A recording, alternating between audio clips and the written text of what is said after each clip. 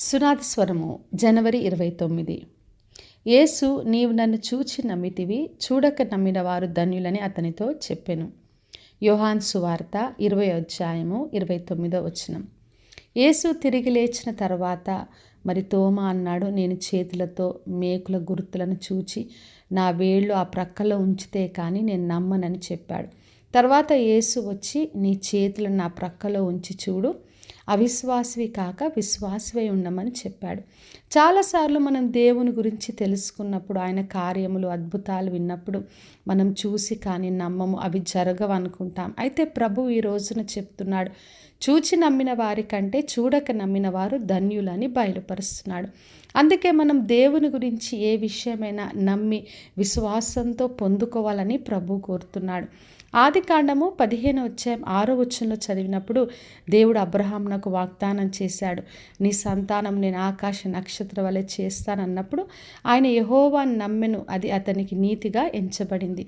మరి దేవుడు చెప్పిన మాటను అబ్రహాము నమ్మి, నిరీక్షణకు ఆధారం లేనప్పుడు కూడా నమ్మి విశ్వాసంతో వాగ్దానం చేసిన దేవుడు తప్పక నెరవేరుస్తాడని దేవుని మహిమపరిచి వాగ్దాన ఫలం పొందుకున్నాడు.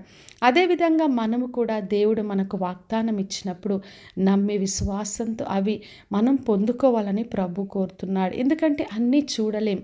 మరి కొరింథీయులకు రాసిన మొదటి పత్రిక 2 అధ్యాయం 9 రాయబడి ఉంది, దేవుడు తన్ను ప్రేమించిన వారికి ఏది సిద్ధపరచనో అది కంటికి కనబడలేదు, చెవికి వినబడలేదు, మనుష్య హృదయంనకు గోచరం కాదు అని రాయబడి ఉంది. మరి దేవుడు తను ప్రేమించే వారికి ఎన్నో సిద్ధపరిచే దేవుడు. అవి మన కంటితో చూడాలంటే, చెవితో వినబడాలంటే అవి మనకు అర్థం కావు, హృదయానికి గోచరం కాదు. ఆయన ఆత్మ చేతనే అవి బయలుపరచబడతాయి. కాబట్టి మనము దేవుడు మనకి ఏది చెప్పినా కూడి విశ్వాసంతో నమ్మి పొందుకోవాలని ప్రభు కోరుతున్నాడు.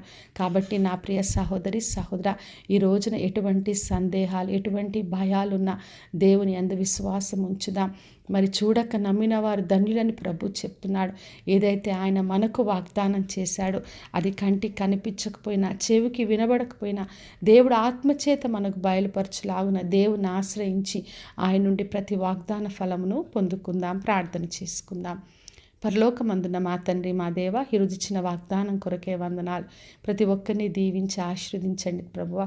ఎవరికి ఎటువంటి సందేహాలు, భయములున్న అవన్నీ కూడా తొలగించి విశ్వాసంతో తండ్రి ప్రతి ఒక్కరు కూడా మీరు సిద్ధపరిచిన దాన్ని నమ్మి విశ్వాసంతో పొందుకునే కృపను దయచేయమని యేసు నామములో అడిగి వేడుకొంచున్నాం తండ్రి, ఆమెన్.